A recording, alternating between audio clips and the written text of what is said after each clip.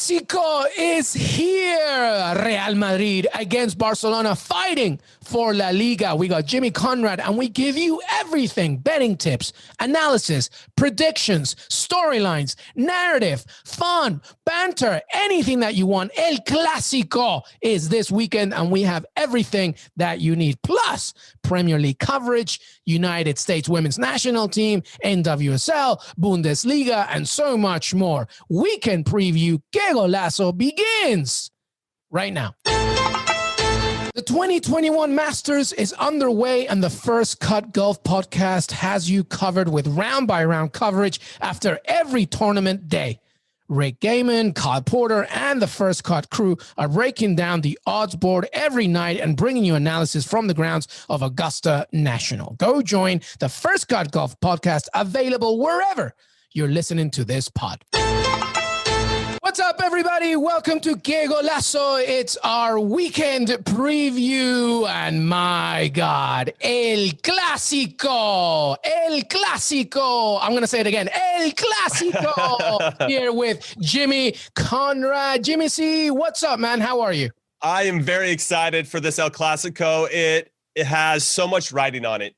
If, in my opinion, whoever wins this El Clásico probably goes on to win the league, because I don't think Atletico Madrid's going to hang on top. So there's so much riding on this particular game. I've been to a couple El Clásicos in person, both at the Camp Nou and at the Bernabeu, and they're very special occasions. I know fans won't be there, but it doesn't change what's at stake.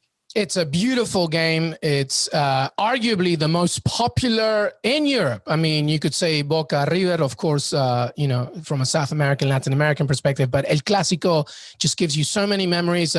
Also, statistically, from a global audience, everybody just tunes in. And it's Real Madrid against Barcelona, Saturday, 3 p.m. Eastern. It's going to be fantastic. And like you said, Jimmy, I totally agree. I think whoever wins this, honestly, is on course on winning La Liga. It's obviously not done and dusted. Barcelona still has to face Atletico Madrid, but it's just, it's written in the stars, I think. Just whoever wins this really goes on. And to be honest, the theme here, Jimmy, and I'll let you, add on and echo, and of course, injuries, and we'll get into betting tips, everybody. And by the way, because this is weekend preview, don't worry. We got your Premier League.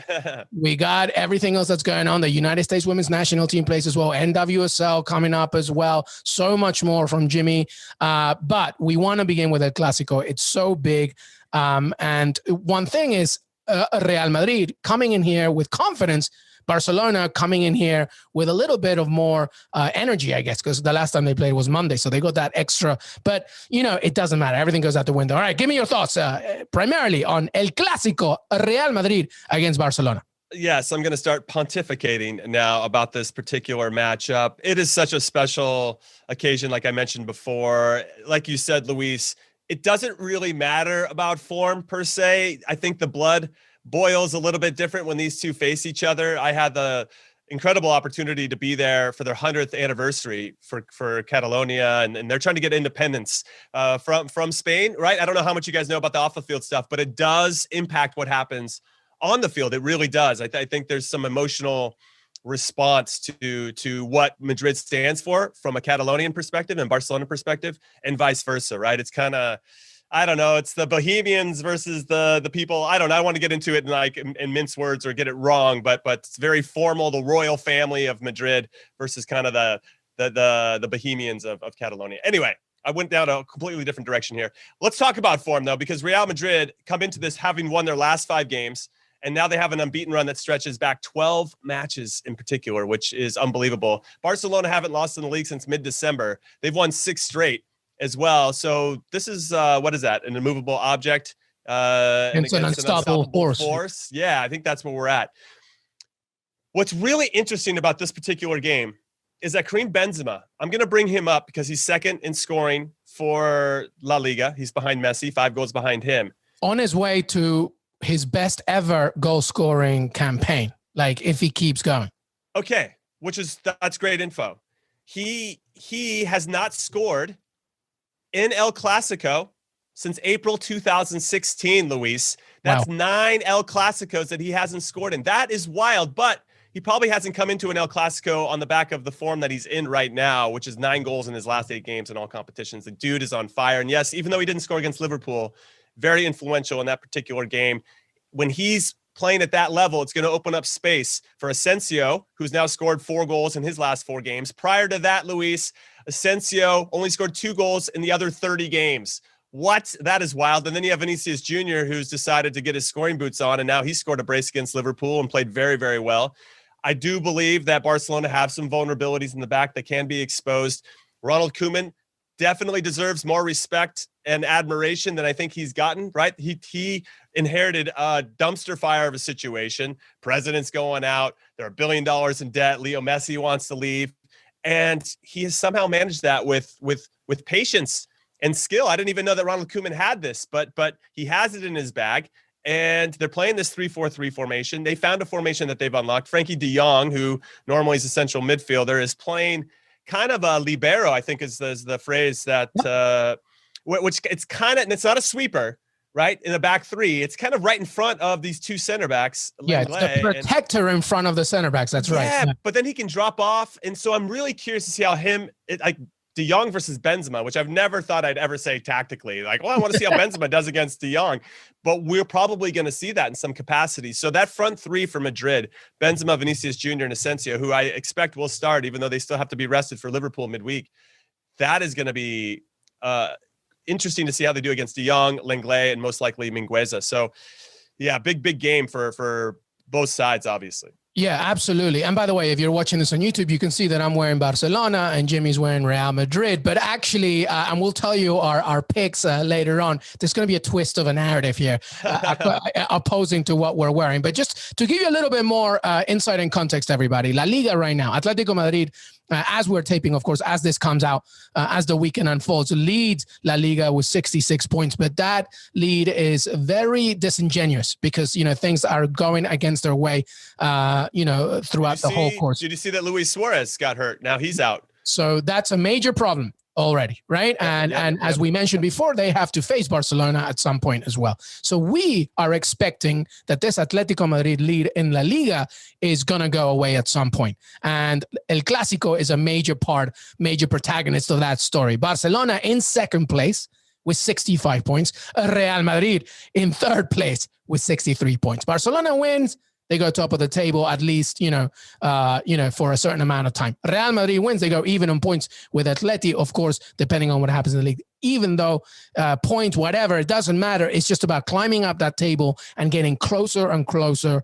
to the top. Another lead to this narrative, by the way, outside Santiago Bernabeu, Barcelona's already trolling. They've got a huge banner with Frankie de Jong and Pedri alongside the message, Gana de Clásico. So can't wait for the Clasico, basically, but right outside Santiago Bernabeu. And that was a week or a week and a half ago after Sergio Ramos's Amazon Prime's documentary, the season 2, went above instead of Laporta's original banner as well. So you can see all these things happening. Obviously, Sergio Ramos not playing, but you can tell, what we're trying to get at here. So Jimmy, specifically, we talked a little bit about Real Madrid, Karim Benzema, really important, etc.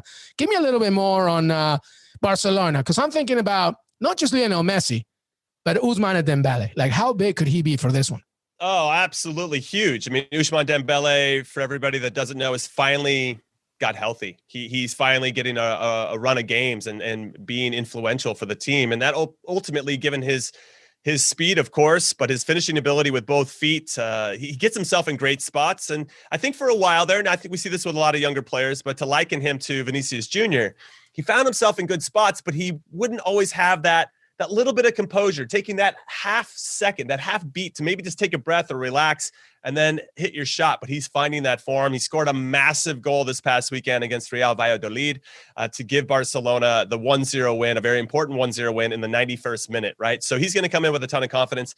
I think that he will start in that false 9 spot and really try to stretch the back line of Real Madrid, who without Sergio Ramos, without Rafael Varane, Obviously, some big question marks there, but I thought that Militao and Nacho did a very good job against Liverpool in particular. You think that's going to stay for this game? I do. I do think that they're going to stay with that. Varane won't be back, and Sergio Ramos won't be back. I think you're going to see that back too. Again, Casemiro is going to be very important in front of them. He's a walking yellow card. I actually went on William Hill because I thought for sure that there's going to be a line of Casemiro getting a yellow card in this one, and they won't offer the line, and we all know why, because he's going to get a yellow card for sure. It's like handing us money for free. So Casemiro obviously very important. I thought that Zidane had a tactical masterclass against Liverpool, really limited Salah and Mane. They couldn't really get going, couldn't establish a rhythm, put a lot of pressure, kind of funneled everything in the middle.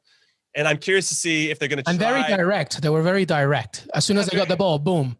It's because Liverpool play a high line, and I don't think that Barcelona will do that as much. I think they're going to learn some valuable lessons there. I think Lenglet and Mingueza will drop off a bit, but I'm curious as to where Asensio and Vinicius are going to want to try to pick it up because De Jong plays that libero position and kind of steps right in front of, or he can really go anywhere he wants in between the two center backs, but he could block those passing lanes. He can make that entry pass a little bit harder. So lots to unpack here from a tactical standpoint. So do you think that Real Madrid's lineup is going to be exactly the same? I don't, that's a good question because they still have to concentrate on Liverpool the following week. And that was a point I wanted to bring up. Since the international break, Barcelona's only played once, and against Real Valladolid, they needed a 91st minute goal to win that 1-1-0. Yeah, sure, they had more possession and more opportunities, but Valladolid played very courageously and almost got out of there, scraped the point. That said, Madrid have played twice, and they played against Eibar and won 2-0, and then they just beat Liverpool. They're going to get a ton of confidence from that. Asensio in particular, Vinicius in particular, guys that are stepping up and making plays. I think that front three is going to be the same. Because of the importance of this game, because it's El Clasico, I don't see how Cruz or Modric or Casemiro, even if they're tired, going, hey, boss, can I have this one off? Like, it's El Clasico, you know? So I actually think we're going to see the same team. And maybe we'd see a change because they have that 2-goal cushion against Liverpool. Even though Liverpool have that away goal, maybe there'd be a change in that second leg. But I don't see too many changes. I think Zidane goes into that locker room saying, hey, listen, I need you guys to gut this out for the next. Yeah, just keep going. Just keep rolling. For the next 10 days. Right. And now when you look at Barcelona, to your point about Dembele, against Valladolid, Dembele kind of played at 9, actually. And it was Griezmann and Messi kind of behind him. Obviously, they rotate a little bit during the course. But you mentioned Frenkie de Jong playing that libero role. That midfield, because it goes across, right? You got Busquets, Pedri, Jordi Alba on one side, Serginho Dest on the other one. It's going to be almost similar to that Monday game as well. I'm wondering, what do you think that Barcelona lineup's going to look like? Not many changes, I guess. I mean, Pjanic wasn't used at all on Monday. I'm just wondering what you think in terms of specifically of Barcelona's lineup. I love that you brought up Pjanic because they have to be looking at that. Like, why did we sign this guy? He's done he didn't even play nothing for us. They should have just kept Arthur and gone from there. But anyway, I think Ter Stegen's going to be in goal. If you're going to win anything of consequence during a season, you need your goalkeeper at some point to make big saves. We saw it with Keylor Navas for PSG yesterday in the Champions League. So Ter Stegen, Courtois, those guys, whoever's going to win this one or get a result, these guys are going to have to make a big save at some point along the way. So Ter Stegen's in goal for sure. Lenglet, De Jong, and Mingueza. Let's just put it in a 3-4-3. Yeah. Jordi Alba is gonna bomb forward. Serginho Dest are going to be both out wide. And why I think that's important, before they were in a back four, De Jong would push in the middle, and you'd have that Alba, very traditional Alba, Jordi Alba, Lenglet, Mingueza, Dest. But because they now start higher, it pins the outside backs of the other team from really going forward. So I don't think we're going to see Ferland Mendy have as much influence going forward. I think Vasquez is going to be pinned back as well. And that hurts Madrid because they do a pretty good job of creating numerical advantages with their wingers, because Vasquez in particular, because he's so good at getting in the ball and hitting crosses from deep, which then will limit Benzema's influence, right? If he doesn't have any crosses and doesn't have any service from either side, it's going to be harder for Benzema to hold up the ball in a more meaningful way or get on the end of crosses in the box. So I like that. It's like Jedi mind tricks that Koeman's doing just by starting his players, his outside backs, 15, 20 yards higher up the field. Yeah. Then you got Wide we must go. Exactly. You got Pedri in the middle, who's been an incredible revelation, a young Fantastic player. So good, and he just continues to build with confidence. Busquets is interesting. He's going to sit and be kind of the pivot guy, help the team transition. And his understanding, because De Jong grew up in the Ajax system, which is very similar to the Barcelona system. So they have a very good, if De Jong does happen to, like, let's say, pick up the ball and run past midfielder Busquets will just drop in and be the libero. Yeah, that's why when you talk about, sorry to interrupt, but that's why De Jong, it's funny, when we talk about the libero role, it's actually, in a way, shared between Busquets and De Jong. Yeah, it is. Busquets doesn't, he does push up a little bit, but it's really a switch, like you said. De Jong sometimes will be like, all right, I'm going to go up. It's a really interesting, intriguing way to do it. So sorry, go ahead. I just wanted to add libero kind of switching. I'm with you on that. I think where this kind of plays into Barcelona's hands is that Benzema's, he's fast, but he's not like blazing fast. And neither is De Jong or Busquets. So it's going to really be on Vinicius and Asensio to stretch Barcelona a little bit so they can create those pockets for Casemiro or who has been bombing forward a little bit more, and Modric and Kroos to kind of control that midfield. But I love it. I mean, Pedri against these old heads for Madrid are going to be really exciting to see. And then you have Griezmann, even though he just had his third baby. Here's a fun fact. I read this. Griezmann had his third baby on Thursday. He's still slated to play this game. All three of Griezmann's kids, dude, I hope you're sitting down for this. All three of them have been born on the same day. That is so weird. That's weird. That is some maybe. That's like Griezmann with France or back with Atleti. He never misses, right? Oh, come on. Here we go. It's like they circled a date on their calendar, like, hey, let's get pregnant here. So because I have El Clasico coming up. I'm not in the Champions League anymore, so I can. It's so weird. All right, that is weird. And then you got Dembele in the 9, and then Messi's going to do what Messi's going to do. Let's go with Lionel Messi. A few statistics here for you. Saturday's Clasico is going to be Lionel Messi's 45th, and that's going to equal Sergio Ramos's one. He leads the all-time Pichichi in El Clasico with 26 goals, but he hasn't scored in one since Cristiano Ronaldo left, and that was back in May 2018, which is kind of incredible. Obviously, he plays a pivotal role in it, but anyway, it's going to be his 45th Clasico. Ironically, equaling Sergio Ramos, because Sergio Ramos won't be able to play in it. But that's a tremendous thing. But it all obviously ends with Lionel Messi, and it could be his last Clasico. We don't know that, right? It could be. I don't know. I sense that the momentum of him leaving has shifted a bit. Since Laporta came? Yeah, I think that really helped kind of at least calm it down for a while, let them see out the season. And again, I can't say enough about Ronald Koeman for really kind of getting this dumpster fire under control. It still might be a dumpster fire underneath, but he's kept the flames down a little bit. To further some other stats with Messi, he currently ranks first for chances created in La Liga this term with 63. Big chances created, 17, and has a high expected assists. If you guys want him on William Hill to get an assist in this one, which more than likely, plus 188. That's not bad. Yeah, and if he provides 2 assists this weekend, he'll become just the 5th player to record double figures for both goals and assists in Europe's top 5 leagues this season. He's got 23 goals. He leads all of La Liga. The guy's he's unbelievable. He is unbelievable. I feel honored that I got to play against him once, U.S. versus Argentina in the Copa America back in 2007. I got a clean tackle on him, and I wish we could roll a clip. Beautiful. We roll the clip. Not too many people get a clean tackle on Leo Messi, Luis. So no, it was a beautiful tackle. I remember it. And Riquelme tried to no-look pass, and I read it. That's what makes it feel even more special for me. But it happens so fast, somebody else can see it. On the pitch, same time as Riquelme, one of my all-time. It's amazing. I did the same tackle as well, but it was on my sister. Back when I was 11. Wow, well, that was a nice clean tackle then. She probably hasn't forgiven you for that. Yeah, she has. Fun fact about that game, Riquelme. So it's a Copa America. It's like a legit game, first game of the group stage. The dude didn't tie his shoes for the first 20 minutes. I was like, who does Riquelme think he is? Doesn't tie his shoes because we're Estados Unidos. Riquelme, man, he can do whatever he wants. So we scored first, Luis. Okay, Eddie Johnson got in. We got a penalty. He scores it 1-0. We're up. After Eddie scores, I run past Riquelme. I grab his arm and I tell him to tie his shoes. What did he say? He looked at me like I burned a hole through my soul. Okay, and if you guys know the Riquelme stare, it's not one that you want to be on the end of. Nah, man. So let's fast forward 10 minutes later. They have a free kick like 15 yards off the top of the box.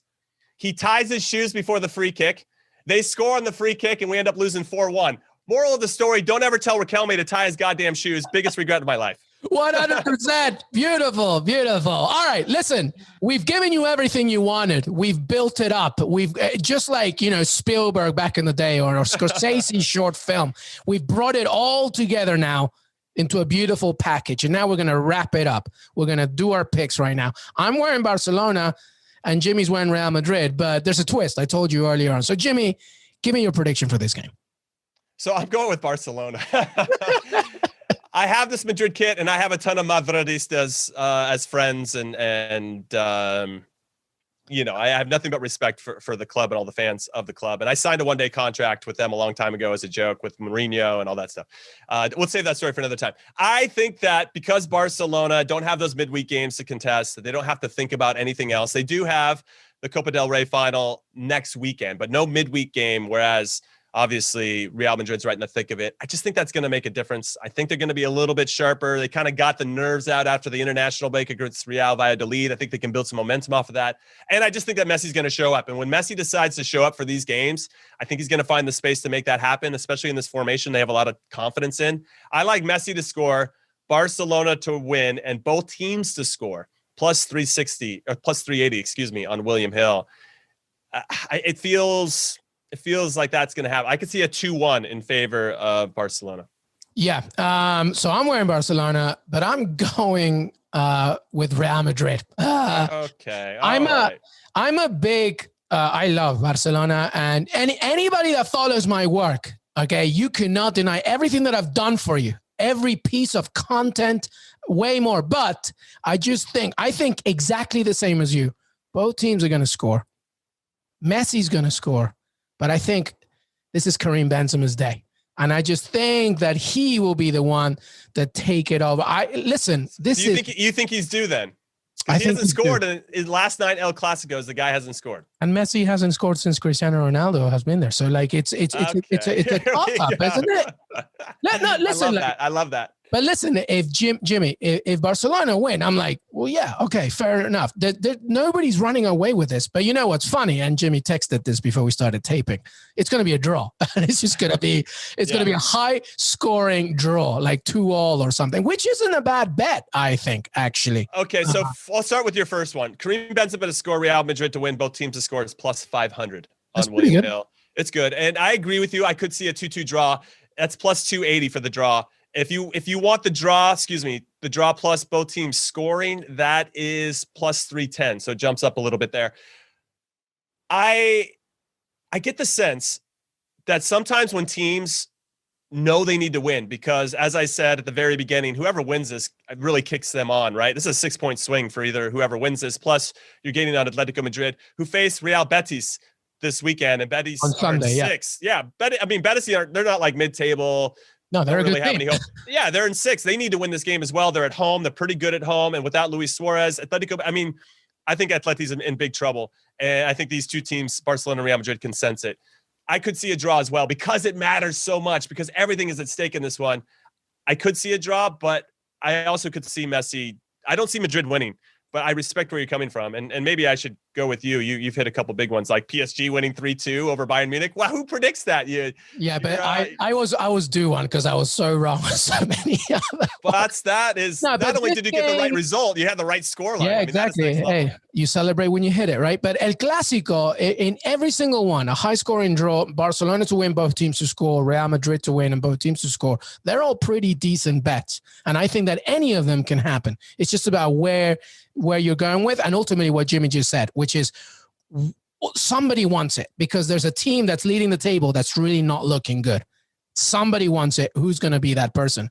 And obviously Lionel Messi would be the protagonist in all of that, but I don't know why. I just feel that maybe Real Madrid would, but I wouldn't be far off if either Barcelona win or there's a draw. So yeah, did that help you? Because I just gave you so many. No, I think it does. I think it gives everybody something to think about and to consider. A little context. Yeah, context and something to consider. I do want to say that because Nacho and Militao jumped in to play center back for Madrid, somewhat surprisingly, right? Varane was such a last minute thing. I don't think Liverpool could really prepare. And I think that Zidane made his tactics very clear and simple for his team, and it worked. Next time they play Liverpool, it's not going to work, right? Liverpool now have those 90 minutes to look at to figure out how to create space. Yeah. Barcelona are looking at that same video, right? They're looking at the same thing. Oh, wow. Look, let's see how they're going to try to stack up Messi now. Dembele is different than Diego Jota. Diego Jota for Liverpool likes to drop in and go find the ball. Dembele is going to stretch you. He's going to run the corners. He's going to run the channels, and that's going to create space for Messi. Yeah. It's going to make a difference. And if Griezmann, who can play to the level, and obviously having a kid, I assume just as a human being, that's going to throw you off a little bit, even if you have a ton of help and you have your family. You want one of these, don't you? Like on that day. Yeah, you do. Yeah. But so maybe that'll elevate his game too. Hey, your point about Dembele, by the way, why don't we do that? Let's just for fun. Just if Barcelona win, Dembele to score, both teams to win. Barcelona. Both teams to score, Barcelona to win, Dembele to score. Yeah, plus 600. That's a really good bet. It is good. It is. Let me see. So score the anytime goal scorers. Okay, if you want Karim Benzema to score anytime, minus 120, which means if you're new to this, you have to bet 120 to win 100. Yeah, there's no point in that. Leo Messi's minus 118. And then for Dembele, it's plus 220 for him to score anytime. So here's what I'm saying. That's not a bad bet. Scoring anytime, Ousmane Dembele. Maybe you ignore Griezmann's plus 240. Yeah. Oh, so maybe you ignore Jimmy and me and you just like go for Dembele and see what happens. I don't know. All I know is this. There's going to be goals. I will be damned. I will be sent to hell if this is a stalemate. There's no way. Hold on. I know everybody like, let's talk Premier League. We want to move on and talk about I know. I want to see the exact score for 0-0 because just give me that and then we'll move on. We promise. Okay, so everybody, come on now. The 1-1 draw is the favorite scoreline on William Hill. If you bet that exactly, it's plus 575. That's not bad. 0-0 is plus 1400. It's never going to be 0-0. It's plus never going to be 0. The 2-2 though is plus 1000. That's not too bad either. There you go. And that, my friends, is El Clasico. Saturday, 3 p.m. Eastern. And by the way, right after that game, you will see Jimmy, myself, and Heath Pierce to recap the action. There is no weekend recap on Sunday. That will be a recap, El Clasico, right after that game. So make sure that you tune in to wherever you listen to your pods Saturday around, I don't know, later that night or whatever. Okay? So that was El Clasico. When we come back, don't worry, everybody. The Premier League is here. What's up, everybody? Welcome back to Qué Golazo Weekend Preview, the Premier League. We didn't forget about you. My God, some good games here. Let's begin with because the very beginning is actually Friday, right? Fulham against Wolves, I believe. But let's begin with a big game, I think, on Saturday morning, right? Man City against Leeds. You want to go there first, Jimmy? Yeah, we can go there first. For me, this feels like one-way traffic, but I do like the narrative of Pep Guardiola taking on one of his mentors in Marcelo Bielsa. Manchester City are now 4 games away. I think if they win 4 wins, they've clinched the league title. And as we've discussed before, I think they want to win that league title as soon as humanly possible so they can focus on the other competitions that they're in. So this is going to be a good game. But I do think Man City are the heavy favorites like they always are. Leeds, though, have won back-to-back matches by a 2-1 scoreline. What's interesting about Leeds, they haven't won 3 games in the league in a row. I don't think that's English. They haven't won three games in a row in the league all season. And so even if they were playing, I don't know, West Brom at this point, I don't know if they would do it. Like every time I think, all right, they're going to kick on and get that third game in a row. They haven't done it. And I think that's an interesting trend for Marcelo Bielsa's team. Yeah, there's nothing to take away from them, seeing as they're 11th and it's their first season back for a long time. And also this Man City Leeds game, from a tactical perspective, is always entertaining. It's always so good. 2 opposing philosophies going against each other. But I agree with you. I mean, Man City is going to take this. I will say very quickly that it was 1-1 the last time they played each other. And it should have been so much more. Of course it should have been. I'm leaving that part what do you think? But it was 1-1. No, I got City winning. They're the heavy favorites on William Hill. By how much? Minus 390. You got to bet almost $400 to win 100. What about Leeds to win straight up is plus 950? Yeah, that's not happening. So what if you make it like 3-1 City and, somebody like Riyad Mahrez gets a goal or something like that? Yeah, okay. So both teams to score. And Leeds gets one, but it's 3-1 or something. Okay, so Riyad Mahrez. Okay, thanks, William Hill. Let me look that up. They just about beat Borussia Dortmund, by the way. It's not like they're like, super. I mean, I know it's Man City, but, you never know. So Riyad Mahrez to score, Man City to win. Both teams to score plus 320. That's crazy. That's actually a lot less than I thought it was going to be. The problem is, though, Jimmy, is that you don't know who's going to start. You don't know who's going to start, though, for Man City. Exactly. So that's it. So take that with a pinch of salt. All right, let's move on then. Where else you want to go in the Premier League? Well, I actually, Tottenham, Manchester United, obviously a very interesting game. The last time those two teams played, it was in Old Trafford, and Spurs won 6-1. You guys remember that game? True. 6-1. And I think that Spurs peaked in that game. I don't think it's been the same for them since. So I'm kind of curious as to how United are going to handle this. Obviously, they're playing Europa League today, so we can't really give you, by the time you hear this, just know that we're taping before the Europa League. So take that with a pinch of salt. So that's a tough one. You don't know who's going to get rolled out for Ole Gunnar. We never really know who he's going to roll out. They do have to manage their 2 legs against Granada in the Europa League. I think they're going to do the business, as we already talked about them. But I don't know. This game for me feels more. The Spurs have to win this if they want to stay in contention, right? They're in 6th on 49 points. United are, I don't say comfortably in 2nd, but kind of comfortably on 60 points. 3rd and 4th play each other. That's the game I'll get into next. Leicester against West Ham.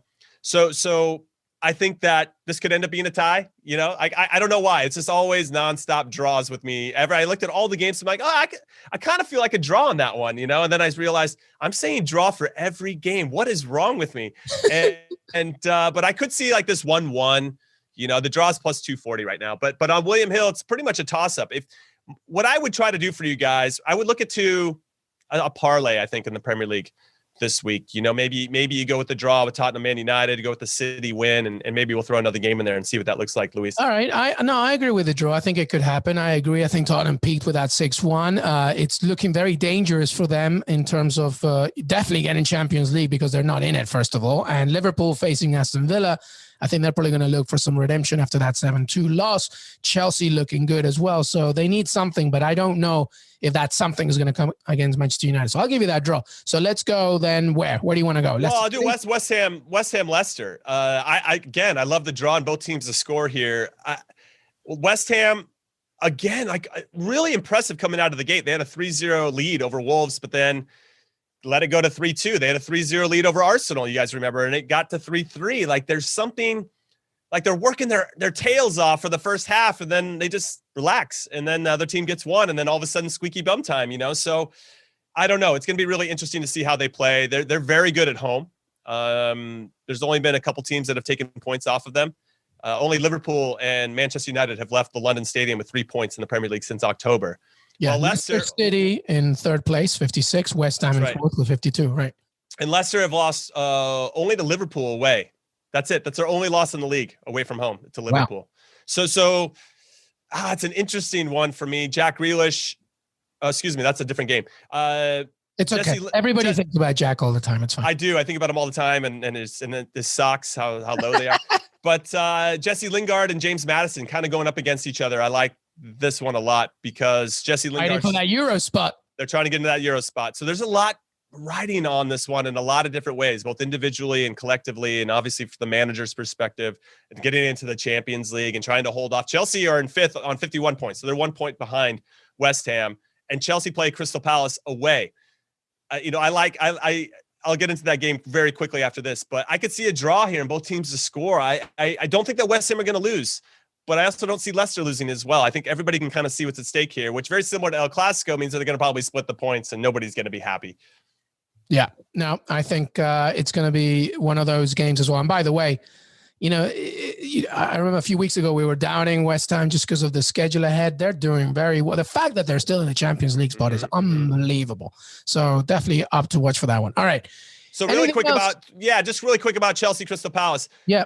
I think there's some good value. Chelsea to win in under 2.5 goals. I predicted the same bet against Porto in the Champions League. It hit. It's plus 220 on William Hill. You should look at that. Crystal Palace, obviously always tough to play against, but they've only scored 15 goals in 15 games at home this season.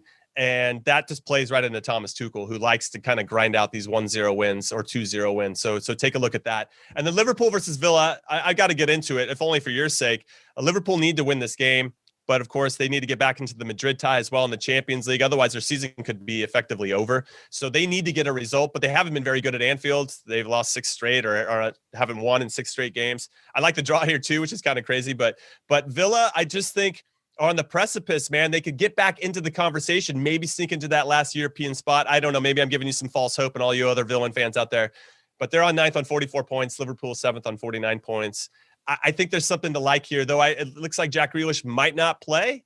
I don't know, but they got this guy named Trezeguet. Trezeguet can come in and start scoring goals off the bench. Maybe he'll get the start this one. And Bertrand Traore has been fantastic as well. But I'm just worried that Liverpool, they're looking at that 7-2 tape and they're angry. So yeah, that too. Villa better be ready. All right, let's move on, shall we? Okay. We have a few other games around Europe, and of course as well some international games as well, and over here in the US. So let's begin. Let's just wrap it up in Europe. There's a big game in the Bundesliga, Jimmy Conrad. Yes, there is. I just want to give a shout out to Serie A very quickly because Juve and Inter both won this midweek, and Inter won 11 straight games. They're cruising to the Scudetto right now, so I want to give a shout out to them. Nothing really sexy happening in Serie A, so let's go to the Bundesliga. Even though Bayern won a big game against RB Leipzig last week to create that 7-point gap at the top, which pretty much means they're going to cruise once again to the Bundesliga title. I really like what's happening between 3rd and 4th because two teams, Eintracht Frankfurt and Wolfsburg, are battling. Eintracht just beat Borussia Dortmund, so now they got a 7-point lead over Borussia Dortmund, who are in 5th. Eintracht's in 4th to hold on to this champion. These are two teams we didn't expect. Wolfsburg beat them earlier in the season 2-0, but Eintracht are undefeated at home, 7 wins and 6 draws. Wolfsburg only 3 points behind RB Leipzig, by the way, in 3rd, are still hanging around. Again, I can see a draw on the cards. Don't hate me, everybody, but plus 250 for the draw on that one. Eintracht, very good team. Both of these teams are very good. That's just one to watch. Circle that on your calendar if you're going to make some time for the Bundesliga. It's a really, really exciting game between two teams that nobody expected to be in this position. So I like that one a lot. And then for all of you American international fans or anybody that loves the U.S. men's national team, Daryl Dike will most likely start for Barnsley. They're in 5th right now, only 3 points ahead of 7th place Bournemouth in the championship. And you got to get in the top 6 to be in the playoff. Top 2 get automatically promoted to the Premier League if you're unaware, and then the next 4 play in a playoff to then whoever wins that little mini tournament will go up to the Premiership as well. He had a brace last time out. I think he'll start. So if you want to put some money on a fan favorite who we want to see start for the U.S. men's national team in the future, Daryl Dike to score anytime is plus 160. For him to score first, it's plus 400.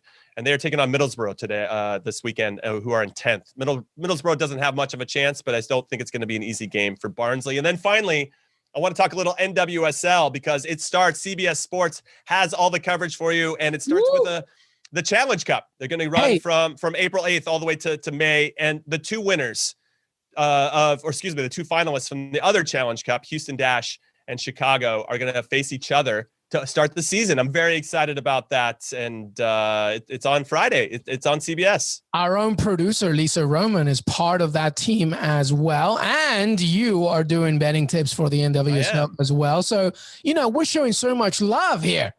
Listen, everybody, CBS Sports is coming to play and win. We love it. Hey, by the way, there's also the United States women's national team. That's true. In case you wanted some more and you wanted to see the champions, the defending World Cup champions, against Sweden, right? I'm excited for that game. It's going to be a great test. Sweden, very good internationally. And then after that, the women play against France. So 2 very good games in Europe to continue to kind of cut our teeth and make sure we're sharp heading into the Olympics this summer. Absolutely. Listen, this was definitely one of our most packed, loaded weekend previews. Don't forget that we have plenty more coming, including a Clasico recap and much more. Jimmy Conrad, final thoughts before we say adieu. I love this game. I love all the big games, and I love that we are fortunate enough to see all of them all at once. What a buffet of options for you guys today, or this weekend, excuse me. And El Clasico is really the cherry on top. Amen. My only final thought will be any publisher out there. I love that you guys promote El Clasico. Just please don't do this. It's not the El Clásico. El is the already. Okay, so don't worry about the Clasica, the classic. Just like the La Liga. So just that's it. That's just my only pet peeve. I'll probably tweet about it on Saturday. But hey, like Jimmy said, we love this game. We love to provide so much context and fun for you. Jimmy Conrad, always a pleasure, my friend. Always a pleasure. Thanks, Luis. Hey, everybody. I want to thank Jimmy Conrad for joining me today. Don't forget to follow us on Twitter, Qué Golazo Pod. We're on YouTube, youtube.com/Qué Golazo.